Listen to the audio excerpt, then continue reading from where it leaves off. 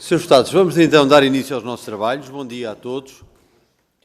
Queria naturalmente também cumprimentar o Dr. Fernando Silveiro, que é um homem da casa, conhece bem os cantos à casa, pelo que lhe dou as boas-vindas, mas enfim, é uma redundância, uma vez que a casa é de todos, mas também é a sua de forma particular. Portanto, é sobretudo um gosto recebê-lo na nossa sexta comissão. Senhores Deputados, vamos dar início então a esta nossa audição do Dr. Fernando Silveiro, designado pelo Presidente da MENAC como membro para a Comissão de Acompanhamento e Fiscalização das Medidas de Contratação Pública. Senhores deputados, como sabem, e Dr. Fernando Silveiro, como sabe, a nossa grelha de tempos prevê uma intervenção inicial do Sr. de 6 minutos e depois, como dizíamos há pouco, em igualdade de fogo, o Sr. terá o mesmo tempo que os grupos parlamentares têm para colocar questões, o mesmo tempo para responder.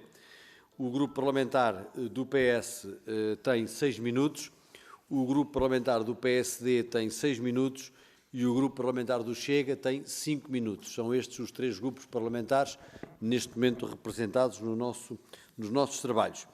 Pelo que, assim, e depois, se assim necessário for, haverá ainda uma segunda ronda, um bocadinho num modelo diferente da primeira ronda. Portanto, na primeira ronda o Sr. responde imediatamente a seguir a cada um dos grupos parlamentares. No fim, na segunda ronda, se assim for exigido, a segunda ronda são 2 minutos a cada grupo parlamentar. O Sr. responde na mesma proporção do tempo, mas no fim de todas as intervenções. Assim sendo, Sr. 6 minutos para uma intervenção inicial e bem-vindo mais uma vez. Muito obrigado, Sr. Presidente. Muito obrigado pelas suas palavras iniciais. Deixe-me, Sr. Presidente, em primeiro lugar, apresentar os meus cumprimentos aos senhores deputados que integram esta sexta comissão, bem como a todos os outros que lhe prestam aqui apoio parlamentar.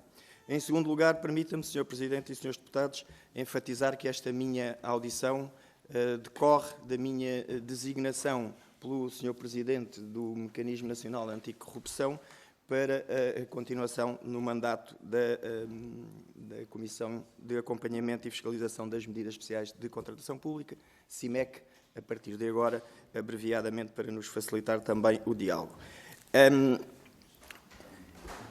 É uma audição a título individual. Eu estou aqui como designado e a título pessoal e não enquanto membro da CIMEC. Esta menção é importante para que fique claro que as afirmações que aqui faça e as locuções que aqui deixe só a mim me responsabilizam, são feitas a título pessoal e não em nome nem por conta da CIMEC. A CIMEC é um órgão colegial, as deliberações da CIMEC são tomadas dessa forma e eu hoje estou aqui numa outra veste menos nobre que essa. Claro que todas as minhas opiniões e também as minhas locuções que aqui deixo sobre as vicissitudes dos diversos regimes jurídicos que informam a contratação pública em Portugal baseiam-se muito naquilo que foi a minha experiência desde 2001 como vogal da CIMEC, mas serão, obviamente, a título pessoal.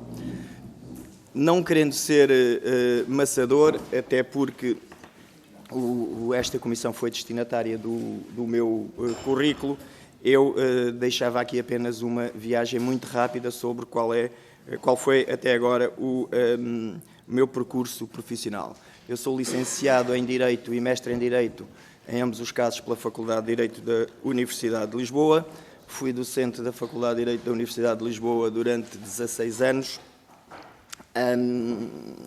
em quase todas as disciplinas da menção de Jurídico-Económica, atividade que, ao longo do tempo, também fui compaginando com outras atividades profissionais. Sou quase na totalidade uma pessoa cuja sua carreira profissional foi decorrendo ao serviço da causa e da coisa pública. Iniciei a minha atividade nos serviços jurídicos de um banco, mas esse banco ainda era um banco, na altura, com participações públicas, a extinta União de Bancos Portugueses, de onde transitei depois para o Departamento de Registro e Certificação do Instituto de Seguros de Portugal, hoje à Autoridade de Seguros e Fundos de Pensões. Entre 2001 e 2003, desempenhei funções no Departamento de Consultoria e Planeamento do Tribunal de Contas, funções essas que também se revelaram depois muito proveitosas naquilo que são as funções enquanto vogal da CIMEC. Em dezembro de 2003, ingressei na Autoridade da Concorrência, que é a entidade com a qual ainda hoje mantenho vínculo e de onde me muito orgulho de ter trabalhado ao longo dos últimos 20 anos. Primeiro como técnico instrutor, depois como diretor adjunto do Departamento Jurídico e do Contencioso e, terminada essa comissão de serviço, na Unidade Especial de Avaliação de Políticas Públicas da Autoridade da Concorrência. Entre janeiro e dezembro de 2017, desempenhei funções como adjunto no gabinete do Sr. Ministro do Ambiente do 21º Governo. Retomei funções na Autoridade da Concorrência em dezembro de 2017 até novembro de 2021, altura em que iniciei funções enquanto vogal da CIMEC. Desde dezembro de 2021 até ao presente momento sou vogal dessa comissão, cargo pelo qual fui nomeado pelo então Conselho de Prevenção da Corrupção. Queria também recordar a todos que a CIMEC tem por missão acompanhar e fiscalizar os procedimentos adotados ao abrigo do regime jurídico das medidas especiais de contratação pública, aprovadas pela Lei 30/2021, bem como a celebração e a execução dos respectivos contratos, controlando de modo particular o cumprimento das exigências de transparência e de imparcialidade que lhe são aplicáveis. Sem falsas modéstias e incorporando aquilo que já resulta do desempenho das funções de vogal da CIMEC ao longo dos últimos 3 anos, creio que a minha experiência profissional ao longo de quase 30 anos, que aqui resumi nos últimos minutos, poderá continuar a ser muito útil no cumprimento da missão da CIMEC. A tal não será estranha a minha ligação há mais de 20 anos à Autoridade da Concorrência. A concorrência é, recordemos-nos, um dos princípios que devem ser respeitados na formação e na execução dos contratos públicos. Do que de mim depender, e se esse for o resultado do final de todo este procedimento, tudo farei enquanto vogal da CIMEC para que a Comissão possa dar o seu contributo dentro da sua missão e no estrito respeito pelas suas competências para melhores compras públicas em respeito pelos princípios consagrados no ordenamento jurídico português. Muito obrigado, Sr. Presidente. Muito obrigado, Sr. Doutor. Agradecemos a exposição inicial que nos trouxe. Vamos iniciar a ronda pelos grupos parlamentares, começando do Partido Socialista, Sr. Deputado José Rui Cruz, até 6 minutos, faz favor. Muito obrigado, Sr. Presidente. Cumprimento o Dr. Fernando Silveiro, um homem da casa, a quem dou as boas-vindas. Quero dizer-lhe que, em termos de currículo, nós não temos naturalmente nada a apontar. É um homem com um currículo completamente adequado às funções. Entendemos que aquilo que aqui nos trouxe representa um perfil perfeitamente adequado à função, a sua experiência longa nesta área, e achamos que aquilo que tem sido feito tem sido adequado e a função, o perfil adequa-se perfeitamente àquilo que nós estamos aqui a analisar. Eu acho que a questão que nós temos que analisar aqui é diferente, vai para além daquilo que esta audição está aqui a ser feita, que é, nós precisamos de fazer um balanço um ponto de situação, uma vez que estamos quase no final do período para que se designou esta comissão, e o que nós assistimos, já estamos com um ano de governo do PSD, esta comissão foi criada em 2021, e independentemente dos governos, ou do PS primeiro, ou do PSD depois, o que se pretendeu foi aligeirar, resolver de forma mais célere os problemas, e o que nós verificamos é que o problema não está só na contratação pública. A contratação pública é, de facto, um problema, que esta legislação tentou ajudar a resolver, mas o que nós assistimos é que a máquina burocrática do Estado, ainda ontem, eu posso aqui partilhar convosco uma situação, nós estamos a um ano e pouco do final do quadro do PRR, e se repararem, há obras em que os promotores, que estão há não sei quanto tempo à espera de indicações para iniciarem as obras, não é culpa deles. Falo-vos, por exemplo, na saúde, nos cuidados continuados, já vinha do tempo do Partido Socialista, e eles estão à espera de receberem os contratos assinados, E quando receberem os contratos assinados, quanto tempo é que eles têm para concluírem as obras? Os promotores. Ou seja, nós temos que perceber que estamos num país, independentemente da contratação pública, nós temos uma administração pública que precisa urgentemente de ver o que se passa. Eu dou casos objetivos. Nós temos, na região centro, que eu conheço bem, uma situação em que, em algumas áreas, a minha região tem CCDR Norte, CCDR Centro. Processos idênticos iguais. CCDR Norte são licenciados. CCDR Centro não são licenciados, no mesmo país. Arrastam-se na CCDR Centro anos. Passam ministros diferentes. Passam tutelas diferentes.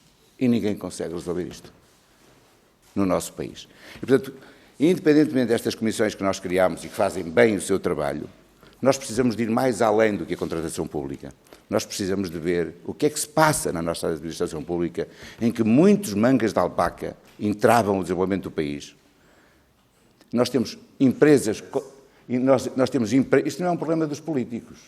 Isto não é um problema dos políticos. Isto é um problema da nossa máquina burocrática, da nossa máquina administrativa. E nós precisamos de perceber o que é que podemos fazer. E quem está nestas funções, como estão os senhores nesta situação, percebem certamente que estes entraves estão em cima da mesa. Eu ainda ontem recebi gente ligada aos cuidados continuados que me dizem o que é que nós vamos fazer agora quando recebemos isto, quando já não temos empreiteiros. Temos uma sobrecarga dos hospitais e depois temos esta gente que não consegue construir as camas de cuidados continuados quando o dinheiro do PRR está disponível. A culpa não é dos deputados, não é dos governos anteriores, não é do atual governo, mas tem que haver alguém que seja responsável por isto. E a questão, o Chega não terá certamente uma solução para isto. A questão que se coloca é como é que nós, com a experiência que tem, o que é que pode ser feito mais, para além da questão de simplificar as regras da contratação pública, o que é que nós podemos fazer mais? Porque a legislação é a mesma no Norte e no Centro. A legislação é do país. Mas o que é que nós podemos fazer mais? O que é que o Parlamento pode fazer? O que é que os partidos podem fazer para que não aconteçam situações destas em que...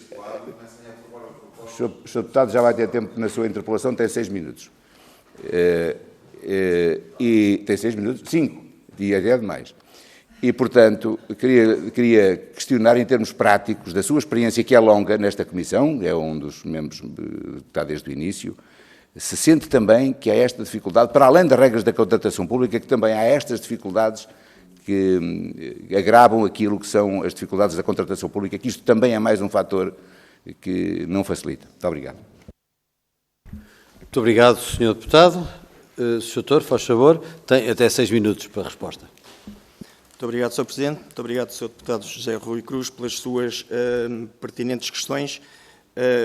Como bem enquadrou, elas vão muito para além daquela que é a missão e as competências da CIMEC, mas eu posso partilhar consigo também aquilo que nós fomos encontrando ao longo destes anos que quadra com essa realidade. Isso é uma realidade, não é exclusiva de Portugal, mas nós agora estamos preocupados com o nosso problema e não com o problema de outros.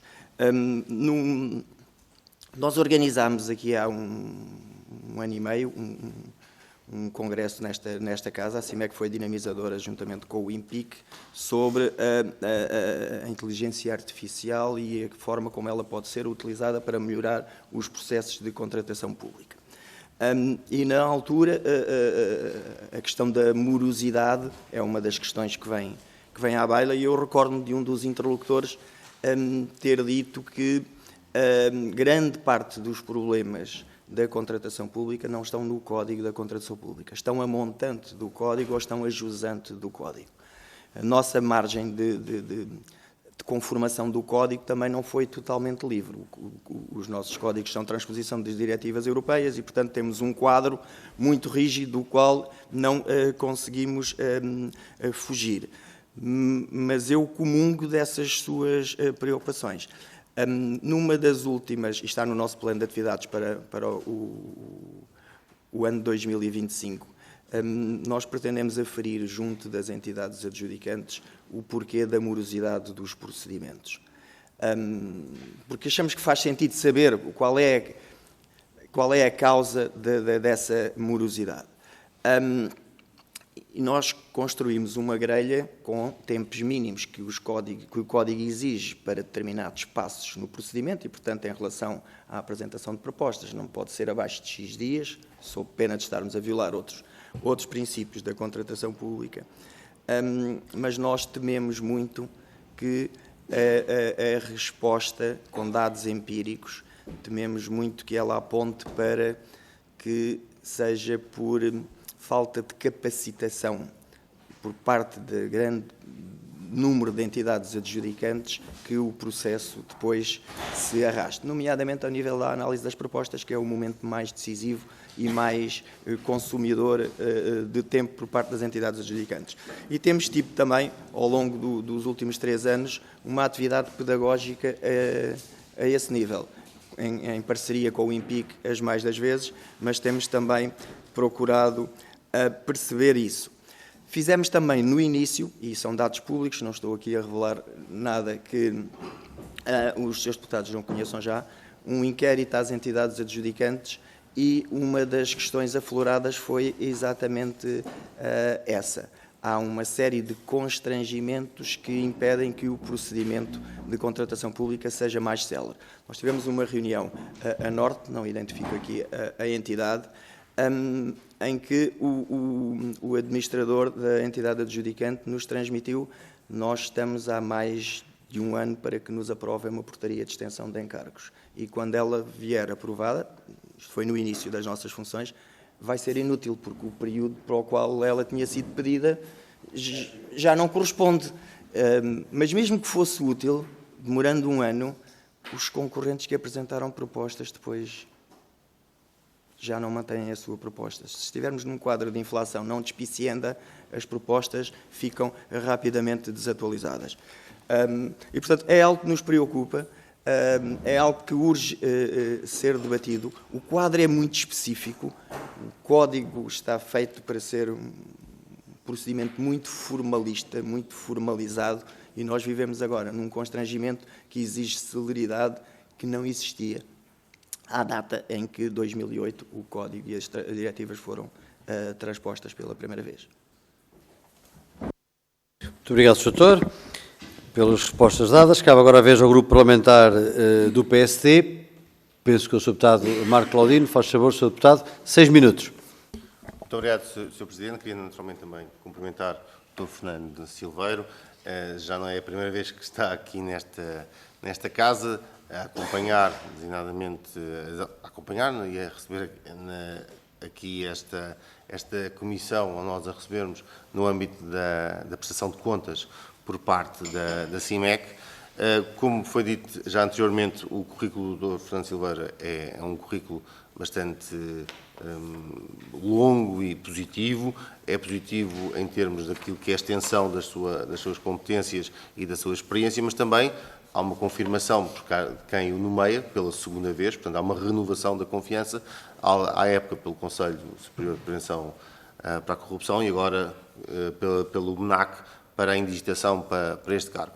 Um pouco como foi dito aqui pelo nosso colega deputado José Rui Cruz do Partido Socialista, há uma preocupação que é bastante crítica para o bom andamento dos processos da contratação pública, que tem a ver com este equilíbrio entre a concorrência, entre aquilo que é a transparência, mas entre aquilo que é também a eficácia.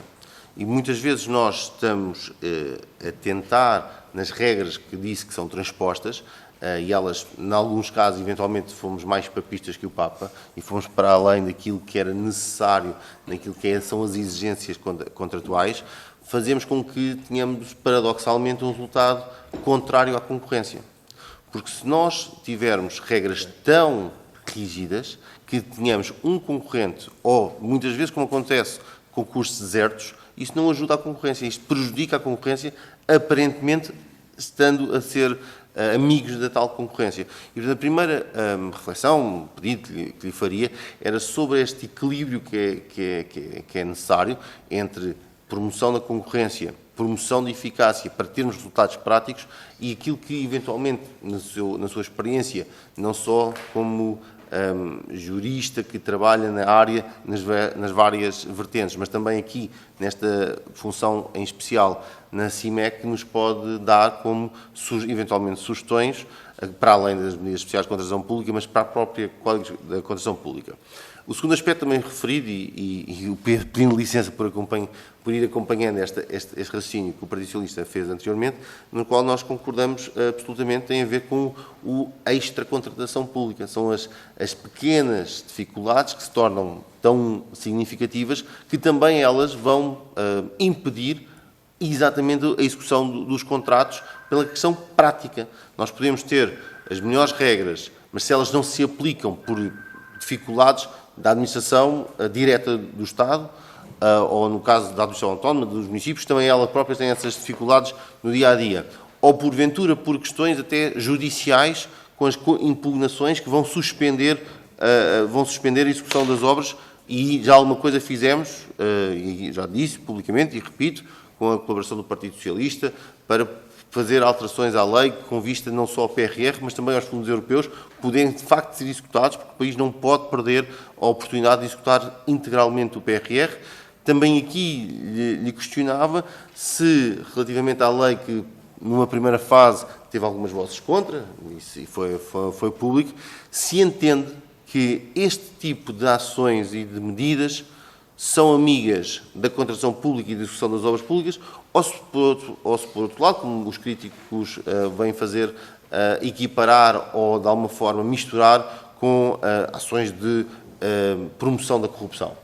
E, portanto, sendo até indicado pelo MNAC, que gostaria de ter essa sua visão. A nossa, como sabem, não é essa, é no sentido que são medidas de promoção com vista à simplificação e à execução real e, de facto, aquilo que são delitos, que são crimes que possam ser, de alguma forma, contrários à lei, como dizia ainda há não muito tempo, numa audição conjunta desta Comissão, com a do Poder Local, o Vice-Presidente da ANP, o engenheiro Ribal Esteves, disse que quem quiser corromper não é por ter uma lei melhor ou pior que corrompe, é pela a sua situação particular e pela sua situação de entender o contrário daquilo que é um Estado de Direito. E, portanto, queria também ter, relativamente a esta visão, a sua reflexão e o seu pedido. O terceiro aspecto é o que é que a CIMEC pode fazer mais do que fez, designadamente naquilo que é a sensibilização dos agentes, designadamente das autarquias locais, para poderem também eles estarem mais capacitados, pedagogicamente mais capacitados, diria, para errarem menos, porque nós sabemos que muitas vezes o intrincado da legislação não é amiga do cumprimento integral, ainda que não não de forma consciente, mas exatamente por falta de capacitação. E se a CIMEC pode ter aqui um papel de apoio e em que medida é que vê que essa pedagogia, essa formação, esse acompanhamento junto daqueles que são os agentes mais essenciais da contratação pública do lado do Estado, qual é o papel que a CIMEC pode ter, e são as reflexões que eu pedia, felicitando desde já pela individualização que teve e desejando-lhe boa sorte para a votação. Muito obrigado, Sr. Deputado Marco Claudino. Sr. Dr. Fernando Silveiro tem até 6 minutos para responder às questões colocadas, faz favor. Muito obrigado, Sr. Presidente. Muito obrigado, Sr. Deputado Marco Claudino. Muito obrigado pelas suas questões. Muito obrigado pelas suas palavras que me dirigiu. Se me permitir, eu vou arbitrar aqui na ordem inversa as questões que me colocou, tentando não me esquecer de responder a nenhuma. O que pode a CIMEC fazer mais do que já fez? Creio que foi a sua última questão ou pedido de reflexão. Podemos continuar a fazer mais do que temos feito em mais quantidade e mais dirigida. Nós temos no nosso plano de atividades, e decorrerá a doutora Sara Augusto Matos, na sua audição, já teve a oportunidade de partilhar com esta comissão, temos planeado no primeiro trimestre a realização de reuniões com as CCDRs nas CCDRs para tentar dinamizar e levantar algumas dos mitos e das interrogações que têm recaído sobre as medidas especiais de contratação pública. Sensibilizamos as CCDRs, obviamente, a convidarem as entidades adjudicantes no maior número possível a estarem presentes, mas, para além disso, nós, no passado, e vamos continuar a fazer em colaboração com o IMPIC, temos webinars conjuntos de promoção da melhor compreensão daquilo que é o alcance das medidas especiais de contratação pública. A sua segunda pedido de reflexão diz respeito à Lei 43 de 2024, que veio fazer algumas alterações à Lei 30 de 2021, mas, na verdade, ela toca pouco naquilo que são as medidas especiais, é a criação de mais um regime de agilização e de aceleração. Não há soluções mágicas, não há uma solução que nos resolva o problema pelo todo de uma só vez. As medidas especiais, se calhar, dão o seu contributo, a Lei 43 dá outro contributo, mas nós, de contributo em contributo, conseguimos somar no mesmo sentido. A Lei 43 de 2024, em traços muito gerais, ela tem sido muito debatida e não sou ninguém, em termos científicos, para tecer considerações muito profundas sobre a mesma, mas a minha interpretação deste diploma, ela tem duas vertentes. Por um lado, a questão da dispensa da fiscalização prévia nos moldes em que ela existia, e passa a haver uma fiscalização semelhante, mas não com aquele caráter de visto prévio, sem o qual a entidade não pode tomar determinadas decisões, e depois tem outra vertente a nível dos efeitos que a impugnação judicial tem sobre procedimentos de contratação pública, contratos de contratação pública, já numa fase mais avançada. Eu creio que são duas medidas no mesmo sentido, e vou dizer a minha opinião porque é que isso, no mesmo sentido e no sentido correto.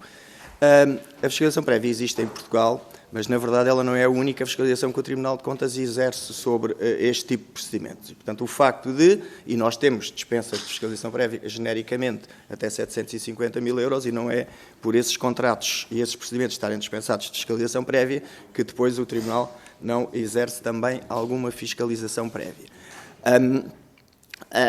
Por outro lado, a fiscalização prévia também não existe em todos os ordenamentos jurídicos da União Europeia, existe só em alguns. Compreendo que retirar do âmbito da fiscalização prévia um universo relativamente alargado de procedimentos possa causar algum tipo de constrangimento a este nível. Mas, como eu dizia há pouco, em resposta ao Sr. Deputado José Rui Cruz, nós vivemos agora num paradigma diferente, nomeadamente naquela que foi a razão, por um lado, da criação das medidas especiais e da CIMEC, por outro lado, da Lei 43. Nós temos fundos que temos que gastar, sob pena de não os podermos depois recuperar mais tarde. Este não era um paradigma que existia nem na altura da feitura do Código, nem quando se pensou no regime da fiscalização prévia, que é um regime muito nobre e que o Tribunal de Contas tem usado com extremo cuidado, com extrema dedicação e que muito tem poupado a nível da boa gestão dos fundos públicos. Não me parece que não possa haver meios termos.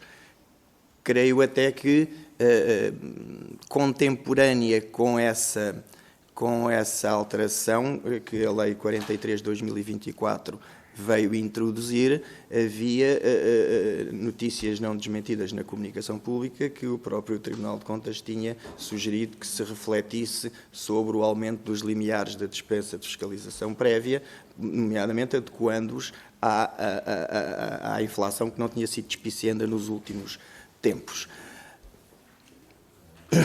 tentando cumprir o tempo, Sr. Presidente, peço imensa desculpa. Promoção da concorrência e da eficácia, sugestões.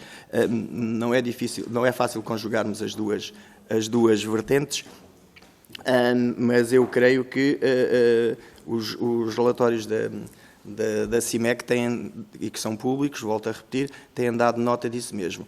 Tem havido procedimentos menos concorrenciais em abstrato que não se têm revelado pouco concorrenciais depois em concreto. No entanto, Sr. Deputado Marco Claudino, eu preocupo-me, e acho que deve preocupar a todos aqueles que olham para estas matérias, eu preocupo-me no relatório do final do ano 2024 do Tribunal de Contas, relatório anual da contratação pública, respeitando ao ano de 2023, 50% dos procedimentos concursais, portanto, que são os mais concorrenciais, tiveram 3 ou menos propostas. O que quer dizer que mais de metade dos procedimentos concorrenciais não têm assim um número de propostas tão elevado que permita um grande nível de concorrência. No ano 2022 o cenário era pior, porque a média de propostas nos procedimentos era 2,3 para a aquisição de bens e serviços e 2,7 para as empreitadas de obras públicas. Telegraficamente, sugestões que a CIMEC pode deixar. Constam já algumas dos nossos relatórios, reflexão sobre os limites dos procedimentos de ajuste direto e de consulta prévia. Ele foi muito inflacionado pelas medidas especiais, tem sido muito atrativa para as entidades adjudicantes, poderíamos refletir sobre isso. A obrigatoriedade de toda a contratação pública ser tramitada por via das plataformas eletrónicas, atualmente não é, os procedimentos de ajuste direto escapam um pouquinho a isso, para efeitos estatísticos e de transparência seria muito importante. Ponderação de regimes de registro simplificado nas plataformas, porque hoje é muito penalizador para uma entidade adjudicante que faz um ajuste direto de 40 euros, tem as mesmas obrigações na plataforma que uma entidade que lança um de 40 milhões e, portanto, pensamos que há aqui espaço para reflexão. A obrigatoriedade de maior publicidade nos procedimentos de contratação pública, bem como dos contratos celebrados, e unificação dos canais de comunicação por parte das entidades adjudicantes às várias entidades públicas. Peço desculpa, Sr. Presidente. Muito obrigado, Dr. Fernando Silveiro, com uma tolerância significativa da minha parte, mas de facto estamos cá para o ouvir e, portanto, não estamos ainda pressionados pelo tempo, pelo que entendi, deixá-lo acabar a sua exposição. Cabe agora a vez ao Grupo Parlamentar do Chega, penso que é o Sr. Deputado Carlos Barbosa. Sr. Deputado, faz favor, até 5 minutos. Muito obrigado, Sr. Presidente. Cumprimentá-lo a si, cumprimentar os Srs. Deputados, cumprimentar o Sr. Dr. Fernando Silveiro e, de certa forma, parabenizá-lo pela sua nomeação como membro desta Comissão de Acompanhamento do NEMAC. Esta é uma das ferramentas que o próprio Partido Chega acha que faz sentido haver, mas para isso tem que ser mais efetiva e tem que realmente, de acordo com com o objetivo da sua criação, ser consumado. E deixo-lhe a primeira questão. Quando falamos, e fala bem no sentido da prevenção, em que o principal objetivo deste organismo é a prevenção de que aconteça, eu também lhe questiono porque não é que este organismo também não faz a parte sancionatória. Porque já existem algumas questões associadas a este âmbito, ou pelo menos já foram expostas algumas situações, e houve uma explicação, de certa forma vaga, relacionada a esse contexto, do âmbito também sancionatório. Por outro lado, eu também não posso deixar de tecer algum comentário ao Sr. Deputado. Penso eu que neste momento deve ser independente, mas o Sr. Deputado José Rui ou fez-me pensar que seria neste momento independente do Partido Socialista. Eu sei. Não, eu pensei que já tínhamos outro, já tínhamos o segundo que era independente. Não é? Mais um. Não, porque a forma como colocou toda a sua argumentação associada a estes âmbitos, que decorrem de processos, de escolhas de pessoas, quer seja para a administração pública, quer seja para a administração local em si, e mesmo as questões que estão associadas do âmbito das decisões, eu concordo plenamente com ele, em que as decisões muitas vezes sendo idênticas não se compreende porque é que têm uns timings diferentes de decisão. Qual é o problema do que está aqui? E o problema do que está aqui são as nomeações que são feitas. Muitas delas são de pessoas que são nomeadas pelos próprios partidos que estão associados aos enquadramentos, quer seja nos devidos panoramas, quer seja a nível do Parlamento ou das próprias CIMs, e por aí fora podemos ir nesse contexto. Os portugueses conhecem pouco o NEMAC, ou seja, a criação é desde 2021, do governo do Sr. António Costa, e não conhecem, de certa forma, o que faz o NEMAC. E acho que ainda há muito... E a pergunta que lhe faço é porque é que nós não conhecemos muito a parte do NEMAC e o que é que ainda pode, o que caminho é que existe para fazer para que haja realmente um conhecimento mais efetivo do processo do MEMAC. Por outro lado, o objetivo da criação desta entidade tem a responsabilidade de promover a transparência e a integridade na ação pública e garantir a efetividade das políticas de prevenção e corrupção de infrações conexas. A pergunta que lhe faço, e já tendo um conhecimento de âmbitos de outros reguladores, é se o MEMAC tem meios para o fazer, se acha que neste momento existe meios para fazer este tipo de ação. Ou seja, bem disse que no início da sua ação disse que vem fazer um contexto pessoal, não como membro já efetivo do MEMAC, e por isso lhe pergunto, no seu contexto, no seu pensamento pessoal, se acha que estas questões existem e o porquê, o que é que podemos fazer melhor para que assim seja feito.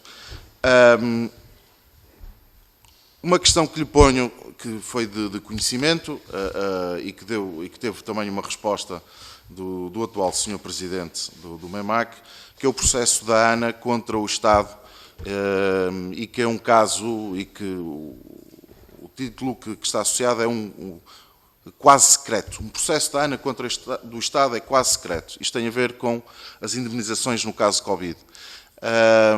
O porquê de ser quase secreto, o porquê da dificuldade de acesso do próprio MEMAC a este tipo de situações que deve fiscalizar, deve prevenir estes âmbitos e deve dar a sua opinião no sentido que seja tudo esclarecido, quer ser contextos de corrupção e também da própria transparência.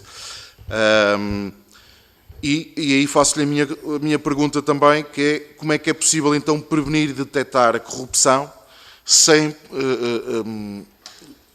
prejudicar aqui ou sem conhecer, de certa forma, eventuais conflitos de interesses para terminar, por entre favor. os escritórios de advogados e os representantes entre partes, que era algo que é importante.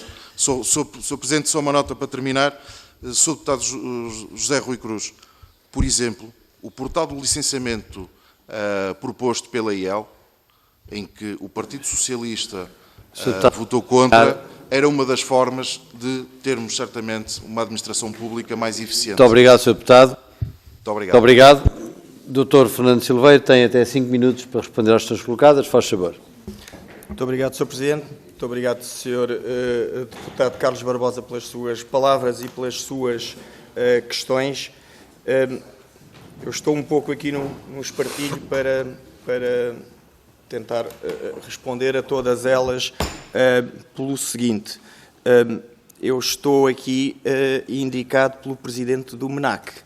Eu não tenho absolutamente nenhuma relação, não conheço até hoje o Sr. Presidente do MENAC, nunca falei com ele, nunca trabalhei com ele e ele teve a gentileza de, seguindo aquilo que tinha sido a indicação do Conselho de Prevenção da Corrupção em 2021, entender que eu era a pessoa que devia ser indicada. Não conheço nenhum modo, e com isto abarco uma série de perguntas. Não conheço o modo de funcionamento do MENAC, não conheço porque é que o MENAC faz ou não faz, e se faz ou não faz, processos sancionatórios, infracionais.